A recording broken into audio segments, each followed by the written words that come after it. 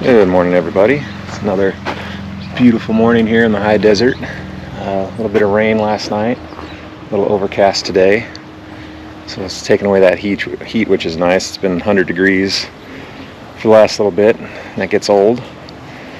So I figured today we would do how about koi ponds? So some people would say I have a mild obsession with koi fish and koi ponds, and I would agree with that assessment. I love everything about it. It's one of my favorite hobbies. I saw my first koi pond in person probably 10 years ago, and I knew that I had to have one. So shortly after that, I did build one, and I love it. It's a great place to relax. I would have more if I had more room at the property here, but it's I'm kind of out of space, and this isn't my forever home, so I don't want to put in too much work and dig more koi ponds here if I'm not going to stay here forever. So that's why I'm limited to the one, which is probably good for my sake, honestly. But so here it is over here. It's a little overgrown right now. I haven't had a lot of time this year to stay on top of it. I switched jobs and family obligations have gotten heavier, so I haven't had a lot of time to clean it up, but it still looks pretty good. So there we go. So forgive the netting. I absolutely despise the netting. It's just so distracting to me that I had to put it in there because of about a year after I built it, the herons finally found it and started eating my fish. So that was the only. I tried a few automatic sprinklers, some decoys to scare them away, and none of that worked. So I had to go for the net. Which, like I said, I dislike it tremendously, but it's the only way to keep the fish safe. Because as you can see, it catches all the leaves, spider webs, pine needles, all that stuff gets stuck on it, so it kind of is very distracting to me. But it's that, or my fish will slowly disappear. So this one I did about 8 years ago. I dug it all by hand, simply because at the time I didn't have access to anything else. But it was fun. I enjoyed that type of labor when it's for yourself. So this end of the pond here, where all the fish are, and right about to where those lily pads are, it's 6.5 feet deep. And the reason I had to go so deep is I don't want to have to bring them indoors in the winter. We get pretty cold winters here, so it's 6 feet. The water temperature is pretty stable all year round. So if it's 5 degrees outside, it's about 50 degrees down there, and then same in the summer. It stays very temperate down there, so it enables them to hibernate at the bottom of the pond, so I don't have to bring them in and out, which I didn't want to try to have to catch them every winter and transport them into a heated room in the house or the garage or whatnot. So I just put them out. Decided to dig it that deep.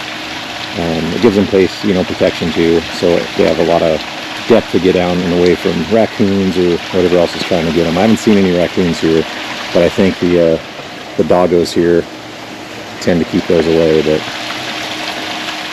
so, and all in all, I think it turned out pretty good. It was the first one I did, so there's obviously a few mistakes that I would fix on the next set or the next one I build. But for this, it's worked perfectly fine. Water clarity has gotten really good in the last few years. It's finally fully established. So when I dug it, took me about 3 weeks to dig it out. It was luckily no rocks here. They were kind of up on a bluff over the river, but it was extremely hard dirt. So it's one of those things where you're swinging the pickaxe and sparks are flying.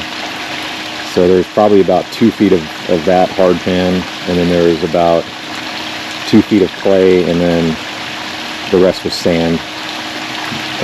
But yeah, it took me about 3 weeks. Now we do 30 half hour a day after work when I felt like it. Wasn't quite often.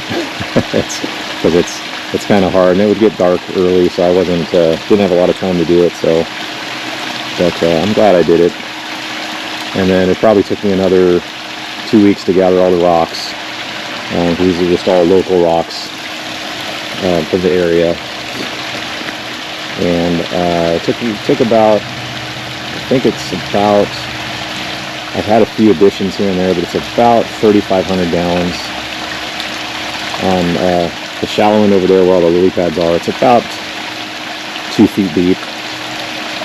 And you can't really see it, but I've got a nice waterfall behind there, and then there's another waterfall behind that cattail grass there. So I have initially, they're slopping, making noises at me, so I think they're all hungry. You can see their mouths kind of chomping at the water. So let me get some water or some food for them. So I just use regular high quality koi pellets, the floating kind, because I like to see them eat. And they're very friendly. They will eat out of my hand. And they're when I have to get in there in the spring and early winter to clean it out, any debris and all the dead vegetation, they'll come right up to your legs. They'll come right up to your hand. You can pick them up.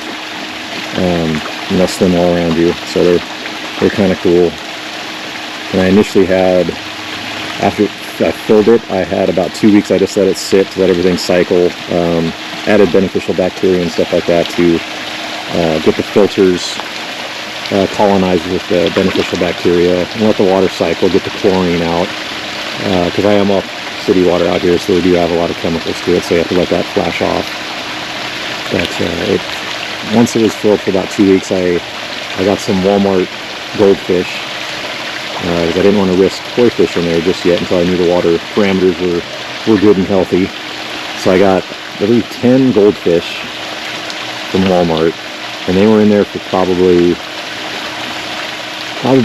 a month or two before I started looking for koi fish, because they seemed healthy and fine, so I figured I'd go for it. So of the initial 10 goldfish, all but one of them are still in there.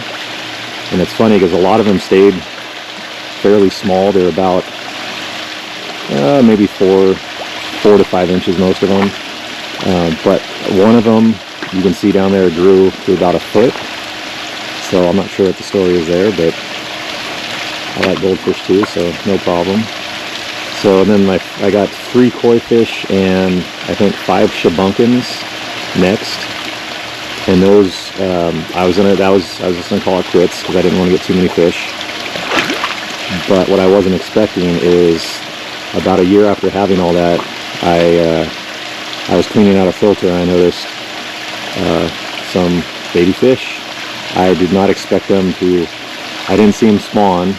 I didn't expect them to have successful spawning that quickly, because I've heard it's kind of difficult sometimes out here because of the water, the temperature, and the harsh winters. But there is a lot of, I noticed after I started seeing the one, I started looking for more, and there was a lot of them in there. And I was like, oh no. So there's probably, at the biggest peak, there was probably 75 fish in here, mostly koi. I haven't seen any small fish now anymore, but I have got rid of my open filter, my bog filter. So now there's probably some in there, I just can't see them.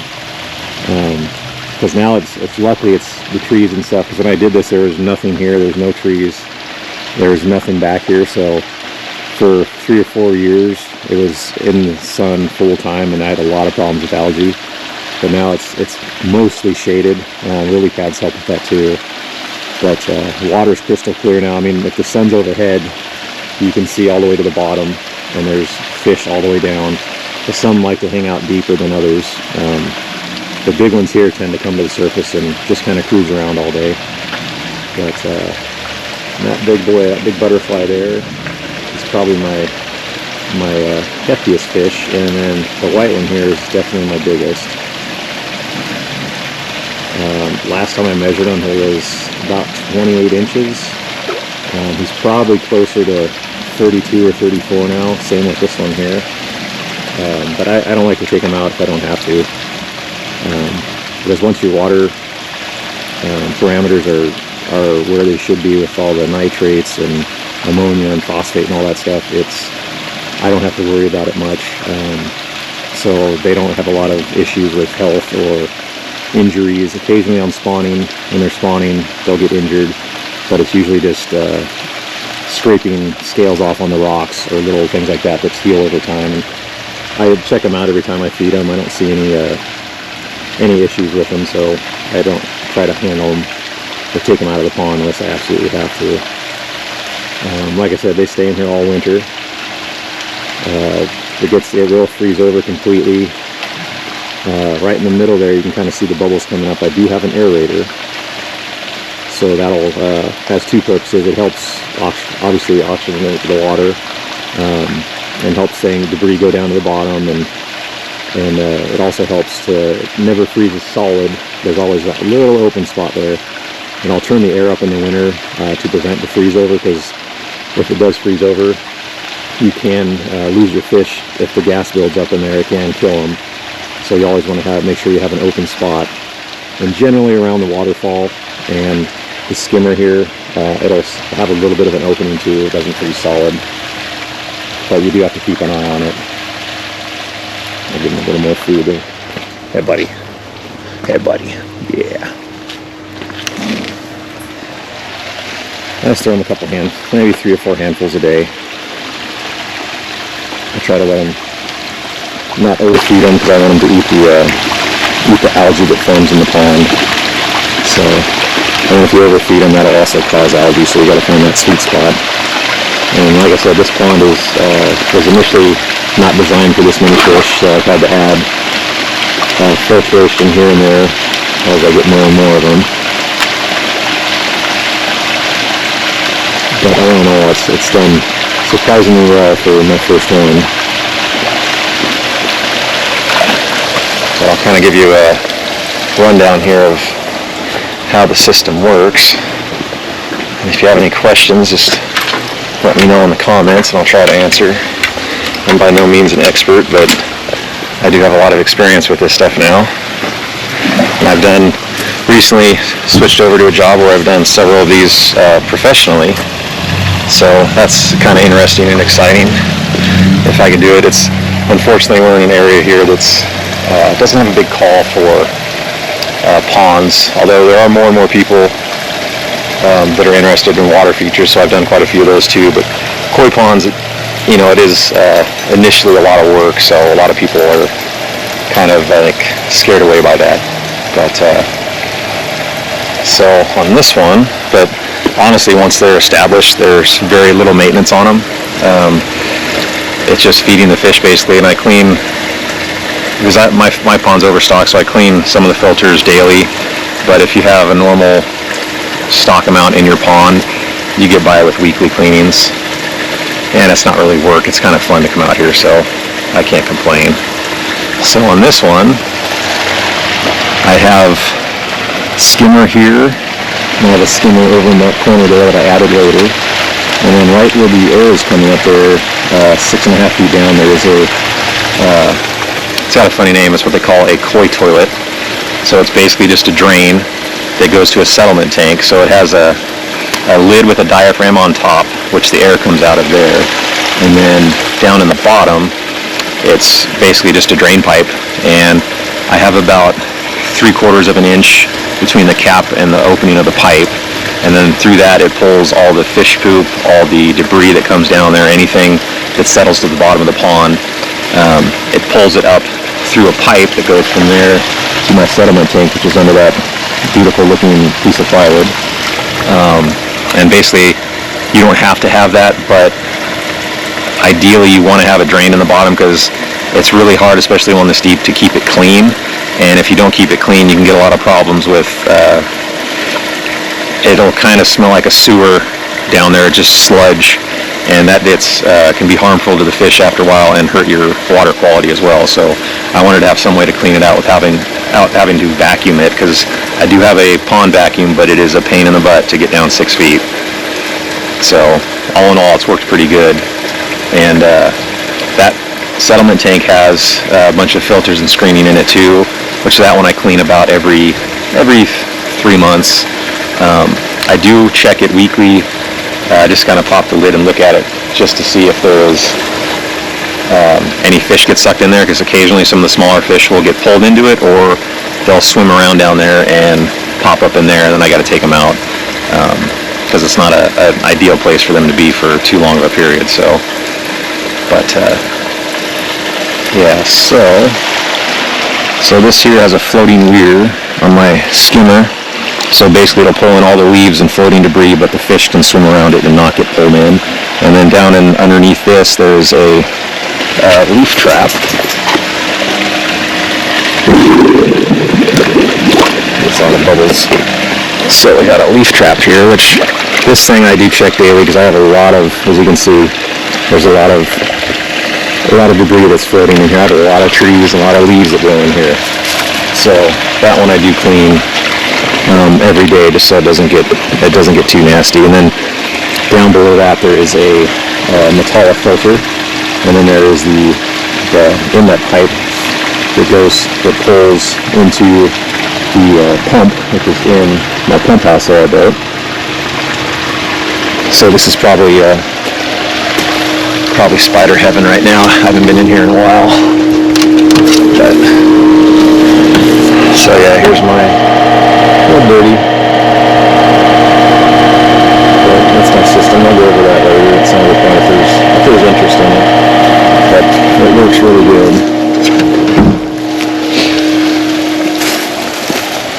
So I'll go over here.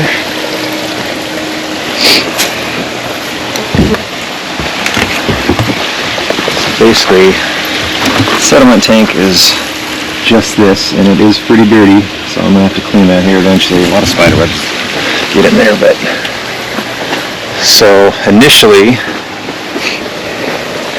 I only had the filter and stuff on that side, but as I got more fish, I was starting to have water quality issues, so I had to add another skimmer on this side. So I simply dug out the pond a little bit and then did another skimmer over here. So I have a little screen to catch the leaves and whatnot. And then basically it's just the same design skimmer. It's got 2 layers of Metallic filters, and this one has a submersible pump in it. And I initially had a solar pump in there, but it wasn't working. Didn't quite have the pull I needed. It wasn't working as good, so I replaced it with a plug-in pump. So that pump in the pump house is 5,500 gallon per hour, and this one is 5,000 gallon per hour. So I have about 10,500 gallons per hour, which is a lot, but when you have this many fish, you want to have that cycle rate, because ideally you want to have the water in the pond turned over every hour. So this is like 3,500 gallons, so it's more than double, almost triple turnover every hour, which helps keep the water crystal clear. As you can see, it is very overgrown right now. I've got to do some maintenance on it, but it's healthy. It's very natural looking right now, which I kind of like too. And you can see the fish they like to come over and investigate everything. But they really like this area now that it's the lily pads are getting kind of nice coverage and growing up. It's a nice little place they can hang out and be protected. So this one here, this pump here pumps under, and I made a dog filter. So initially I just had it open. It was basically just like a little 300-gallon pond with some floating plants in it, and then that's where I would see all the baby fish would be in there. Eventually that wasn't doing enough, so I turned it into a bog filter. So it has a plastic grating at the bottom, and it's got PVC pipe 2-inch zigzag pattern with a bunch of holes, so the water pumps out of here and then evenly distributes to all those holes in that grid pattern on the bottom of this thing. It's about 2 feet down below the ground level here, and then on top of that there's it goes from bigger rocks to smaller and smaller rocks as you get towards the top, and it just helps filter like a natural filter system. And then on the top, initially I left it open, just rocks, but then I started to try put plants in there so the roots could get in there and also help filter the water. I've been trying various plants and had some success, some failures. Right now it's just, I let it kind of go fallow this year because I didn't feel like messing with it. So it's different plants. It's got some milkweed and some native poppies that I tried in there that seem to be working pretty good. Irises work really good. They're taking over the pond here. There's a ton by the waterfalls. They work really good, but they do spread. And they do get the roots down pretty deep, which I didn't want to get too much roots in there because then that tends to clog it. So I kind of let them go for a year or two and then pull it out of the filter before they get too deep. But I'll take a look at that here. So this is the poppy. All the flowers are gone, and some milkweed and some other things. So basically it's just the small pebble rocks. You can see the water there, and it just comes up from the bottom, filters through the rocks, and then comes out over here. And then my bird pond there, so you can kind of see it flowing out of the rocks there. It looks pretty good, and it's cheap. I gathered all the rocks myself. I had leftover garden wall block and just made it out of that. But the thing on here with the plants, I'll show you if I can get one. So these things, they'll get the roots down and basically just pulls all the bad stuff out of the water for you and helps filter and make it clean, healthy for the fish. So it'll pull out the nitrates, nitrites, phosphate, ammonia, all that stuff, and use it to grow. These things have gone insane this year. So the only reason I keep this, it's kind of a weed, I consider it a weed, but it gets covered in these yellow flowers, which are just starting to pop. And the bees absolutely go insane for it. So I've kind of left it here. And then once it goes, the flowering's done and the bees are done with it, and then I'll probably cut all this back and then try something new next year. I'm trying to get things that look appealing and not just functional. So I'm kind of happy with this native poppy. It's done really good. It was just absolutely covered in flowers a few weeks ago, but it's done really well. And like I said, I would love to build another one. I just don't have the place for it. Like I said, I don't have the room for it here either because I'm in a neighborhood. So that's why it's not my forever home. I don't want to be in a neighborhood. I don't like being that close to that many people. So when I get find my dream property, there's going to be a lot bigger koi pond and probably a lot more of them. But yeah, it's an awesome hobby. A little expensive to get into, but overall it's not bad. In the desert, a lot of people ask, hey, how much you must go through tons and tons of water. I'm like, not really. Once it's filled up, is obviously, you got 3,500 gallons right off the bat, but after that it really doesn't take that much water. I used to evaporate a lot more when it was completely open. There was no shade, but now that it's pretty much shaded, there's not a lot of there's still a high evaporation rate here because we are in a high desert, but it's about half of what it used to be. So I'll use about, I have to fill it maybe once a week, but it's maybe 10 minutes with the hose.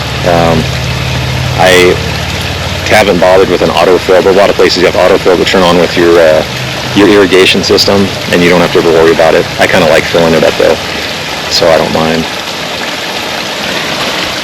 But it's a fun hobby. I'd recommend it if anyone. And you don't have to start with big like this. You can start with the little plastic one on the back patio.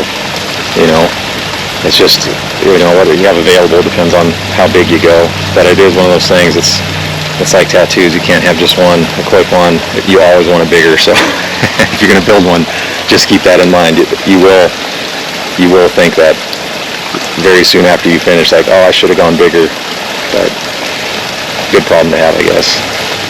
But yeah, let's see if we can get these guys up close here. You can see them a little better.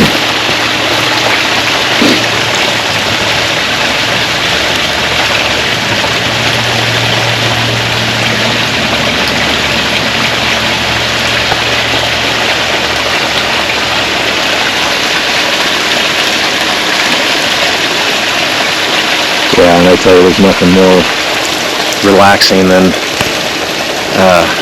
coming out here after a long day of breaking your back and then just kind of sit here and hear the waterfall and just watch them just swim around. Very relaxing. But yeah, I haven't been able to count how many, but I know when I stopped counting there was over 50. And we're probably closer to 60 now, because as I'm sitting here I can see a lot more down there, because you can never, it's very hard to count when you have this many, because they're moving all over the place, and it's very hard with the water in the shadows now. It looks like it's black, so you can't see down very far. Probably in the afternoon, sun's at about 2 or 3, it'll shine right in here, you can see all the way down, and there's a lot of fish in here now. But